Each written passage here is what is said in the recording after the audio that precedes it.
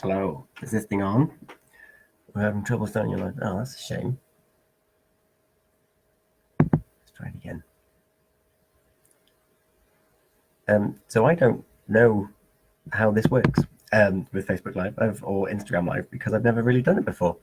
But I thought, what better time to start than when you don't really know what to do next. So here I am, giving myself something that I've never really done before, and it feels very different to the recaps that I do because I know that they're time limited. I know roughly that what I'm going to be saying in them, whereas with this, I don't really know what I'm doing. I'm just offering it up to see how everyone's doing more than anything else, and to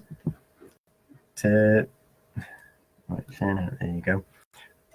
Just to see how everyone's doing, make sure everyone's doing okay. I know that with all these briefing that's going on, things are changing by the minute with the schools closing at the end of this week as well.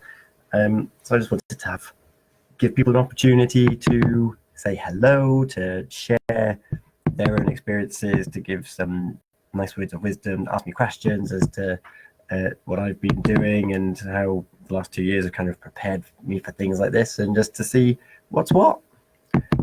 So by all means, ask me questions. One thing which I was going to talk about was music and how important music is at a time like this. And I'm quite spoilt for choice because on my Twitter feed and on my social media handles I'm surrounded by creatives who all talk about music and the importance of it. And we have choir in where I work, and there was a small but mighty group of us today. And the song that we sang, or one of them, was Bob Marley's Three Little Birds. And it was just really nice to have half an hour of kind of normality and to sing and to get anything that might be anxiety inducer or anything that we're worrying about to kind of actually be able to do something, and something that feels quite big, like using your whole body and not just kind of being sat down and thinking what's going to happen next, what am I going to do now. I'm worried about family members, and I'm worried about particularly those family members that are working in the NHS. And it was really nice to actually just listen to Three Little Birds and just to sing with my colleagues and to have a really nice time. And there's some really good efforts going on social media. Hello, Helen, who are trying to bring together lots of creatives who have, well, they're the first industry to go the other day with all the theatres closing down, who are trying to come together and actually try and put creative projects on. And there were some great posters earlier on in the week which talked about when you're self-isolating, is the arts that are going to keep you sane. And I completely agree with that. As someone that reads and someone who sings and someone who acts, the fact that for the vast majority of people who I know, having their livelihoods and having that creative output taken from them is actually really it's going to be devastating for those particular types of people. So we're all trying our best to stay sane and to try and keep ourselves occupied, because there's this sense of impendingness that things aren't necessarily going to get better yet. But I stress the yet because there's always time for things to get better, and you do have to hit the floor before you bounce back up. We've probably all done it in our personal lives anyway, and we're more resilient than we think we are.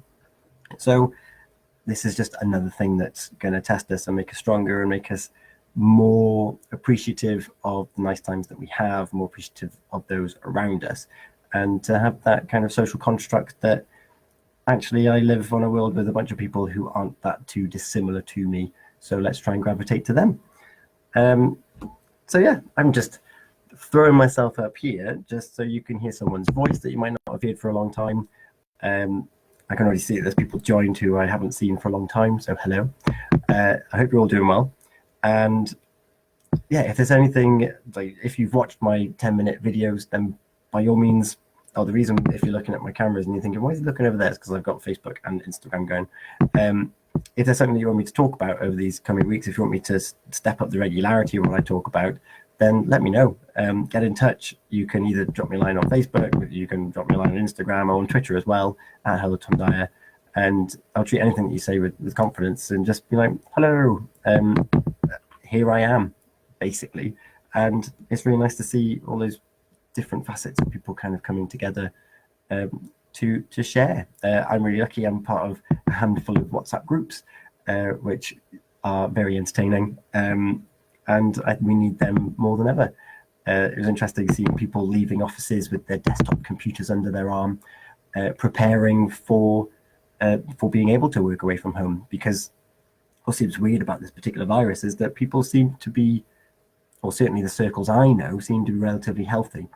So we can still work, and I currently work for a cancer charity. We want to support as many people as we can, and shutting the office down and saying socially distant doesn't mean that we need to stop everything that we're doing to support them. So what are you guys doing? Was Wednesday. Rehearsal for Clue that was supposed to happen next week is just finished. You can see that one of my housemates has joined to watch this, and that's not going to happen. So I'm just trying to figure out how this works. Connectivity. Oh no, is it really weak? Anyway. So a lot of my calendar is filled up with different rehearsals and different bits and pieces, and that's all changed. So luckily, I'm an avid reader, so I'm going to be very much focusing on getting through my wish list of books, which currently stands at 138 books. So that's what I'll be doing alongside working, and figuring out what to do of my evenings, and figuring out what I can do to make things that are more relevant to help those that might be struggling to get through it. If you happen to know people that are kind of prone to anxiety and to have an ability to make things relatively large, reach out to them. On Twitter, Dominic McGregor from Social Chain, he tweeted that now more than ever is the time to reach out and talk to people. And I retweeted that saying, it might feel really clunky at first because it's really weird just kind of messaging someone cold and be like, hi, are you okay? And you think, oh, it sounds really patronizing, and am I just doing this because I feel like I should? But they're the kind of things that start things off. So if you have the ability to start off a conversation, particularly if it's someone who you know is prone to anxiety and prone to overthinking and catastrophizing and ruminating over different bits and pieces, fire them off a message. My favorite that I've been sending to a few different bits of people is, I hope you're keeping well. That's all it is. There's no judgment with that. It's just I hope you're keeping well. And it's hopefully the green light, it's the door for them to open up and get back in touch to say, actually, ABC. And hopefully what we can learn during this period where we're not going to be able to pick up on as many physical cues as we ordinarily would when you're walking with your family or in the office, is that people are going to be more open and more honest with how they're actually feeling, and not trying to hide that away and keep it inside. I remember a couple of years ago when I had a really tough time, real tough time of it. I had a handful of friends who I'm still very grateful for, where they told me, if you're feeling rubbish and you're feeling low, I want you to say it without judgment, without any issues with it. And I would fire off a message just to say, today I'm feeling really crap. And if I wanted a response, and if I wanted to have some guidance on how I was feeling, I'd leave it like that. If it was something that I didn't necessarily want a response to, I just wanted to get it off my chest, I'd put NC, no comment. And it's amazing what just being honest about how we're actually feeling can really lift the weight off our shoulders, certainly from my experience anyway. So yeah, that's kind of why I wanted to do this, was to give people the option to get things off their shoulders. I am an open book. If you have any questions for me, then by all means, just get in touch, and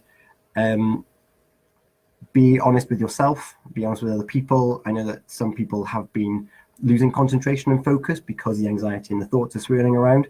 So I recommended to them that when you catch yourself losing your concentration, try and have a pen and paper ready and think about writing about what is it that's distracting you, and what is the feeling that's making you feel quite agitated in that moment that you can't focus.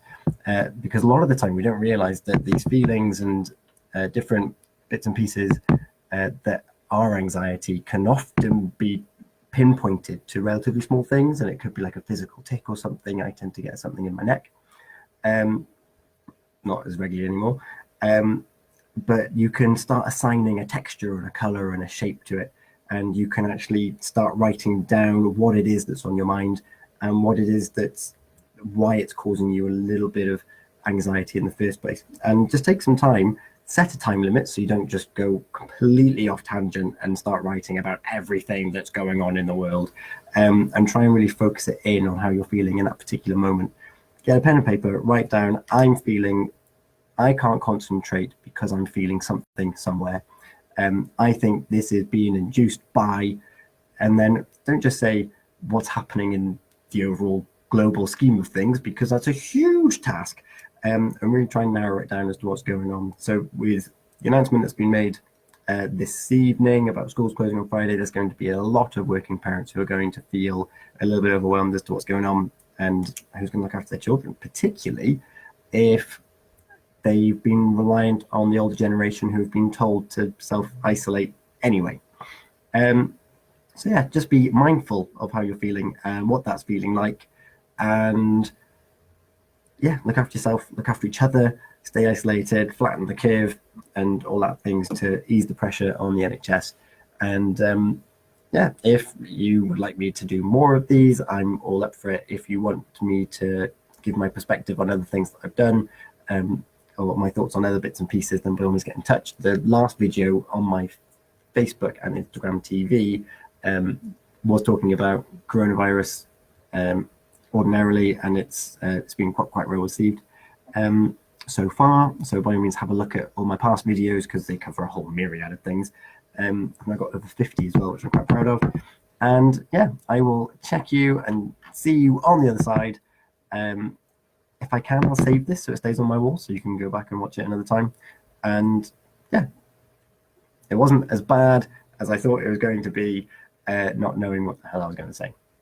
And yeah, this is my first Facebook Live of my face and Instagram Live. If you want more, let me know. If you have any questions, let me know. Have a wonderful evening. Get ready for the weekend ahead with the schools closing.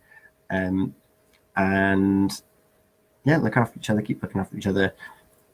I might do these daily from now on, just as an excuse to hear something different for as long as it lasts.